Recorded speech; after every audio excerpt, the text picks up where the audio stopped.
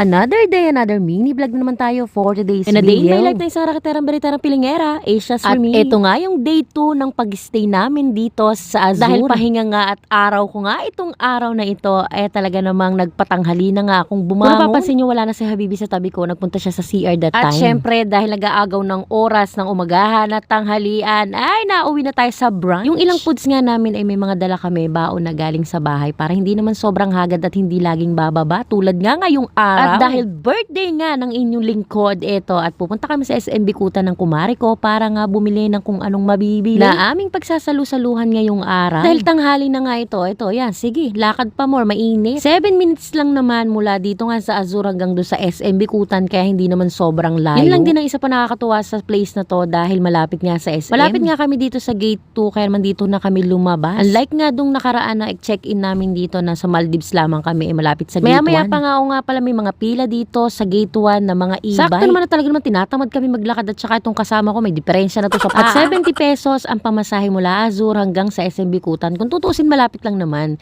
Kung mga malalakas ang resistensya nyo at hindi kayo madaling mapagod, pwede na kayo maglakad. At tutuwa lang talaga ako sa place na to dahil ultimo ang e-bike nga ay pinagkakakitaan na rin dito. Kami na nga lang ng kumari ko ang lumabas kasi nga para kami na lang din at mabilis at hindi na rin mahirapan ng mga bata. At kung sila Habibi naman ang bibilin ako, basta na lamang yung bibili. Kung maglilista pa nga kami, di kami na lamang. Diba ganoon naman talaga tayo mga babae, mas feel natin na tayo na ang bumili ng mga kailangan nating bilhin at mga needs nating bilhin kaysa sa mga lalaki na basta-basta lamang Ano bilhin. daw?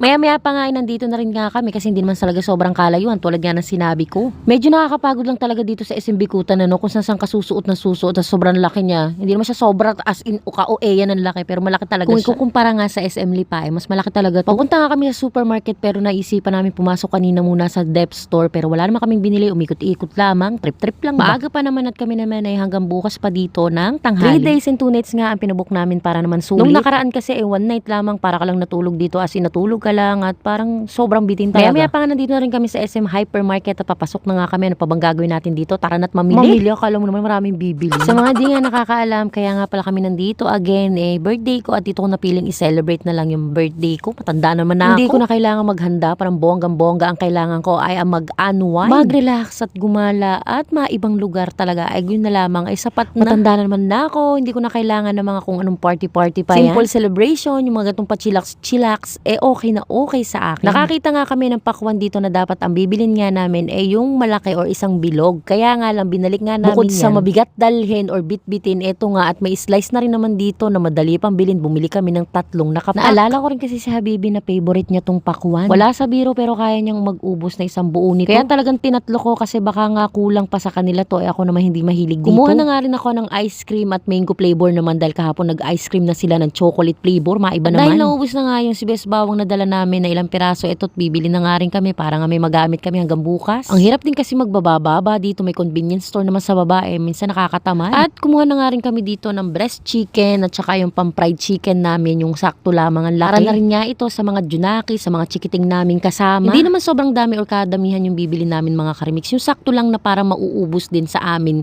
sa ngayong araw at hanggang bukas. Mahirap din naman kasi kakain kami sa restaurant na ilan kami tapos ang isang kainan ay magkano. Bukod nga doon, ibitin pa rin naman kami. At syempre itong favorite kong shrimp na bibili kami ng ilang piraso para ma-air fryer namin since may air fryer dito sa unit na nakuha namin. Ilang piraso lang para naman makatikim na talaga namang crave na rin ako sa shrimp na favorite na favorite. Yung habang namimili ka ng shrimp na ilalagay mo sa plastic ay kung ano-anong trip mo at kung ano-anong sinasabi mo, samahan pa nga ng kumari mong isa pang bully. At syempre bago tayo magtagal dyan, tara na tayo po bibili pa, titingin pa tayo ng mga ilan nating kakailanganin. Bumili na rin kami ng butter, sweet ham at saka itong bacon na ilalagay nga namin sa aming carbonara. At syempre hindi naman pwedeng mawala ang Yakult na pang junakis natin. At naisipan ko nga rin bumili itong luncheon meat para nga sa almusal naman namin bukas. At syempre magkakarbonara tayo, hindi naman pwedeng mawala ang carbonara style spaghetti sauce. At ang ating pasta na 750 grams lang naman yung binili namin dahil sobrang dami, baka hindi namin magsiubos. At awa nga ng Diyos at tapos na nga kami, nakapila na nga kami dito at so sobrang haba. Akala namin pang senior lamang ito kaya napatingin kami sa bandang unahan at nakita namin na hindi lamang naman pang senior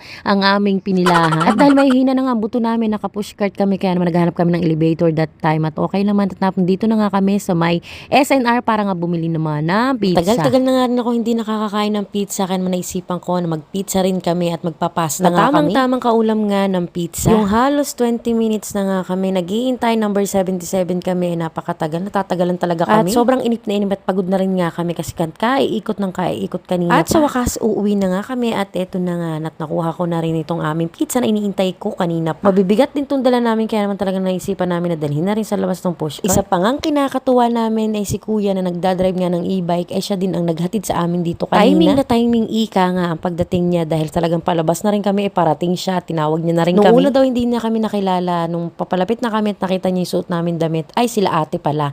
Yung una ko naging pasahero nung papunta sila dito sa SM. Okay na okay rin naman at which is pabor pa rin sa amin dahil paglabas namin di na kami mag-iintay pa. Yung kahit malapit lang naman yung SM Bikutan sa Azur talagang ang hirap pa rin maglakad kaya naman talagang kailangan mag-e-bike ka or sumakay. Gate 1 nga itong nilampasan namin, nagpahatid na kami mismo sa Gate 2 para doon na rin yung malapit doon sa Maui Building kung saan kami ay naka-check-in. Fast forward nga, nakakit na kami that time. Hindi ko na nabidyohan dahil may mga bitbit nga kami. At sinimulan na rin ni Habibi ang pagluluto nga ng pasta dahil nagugutom na rin kami.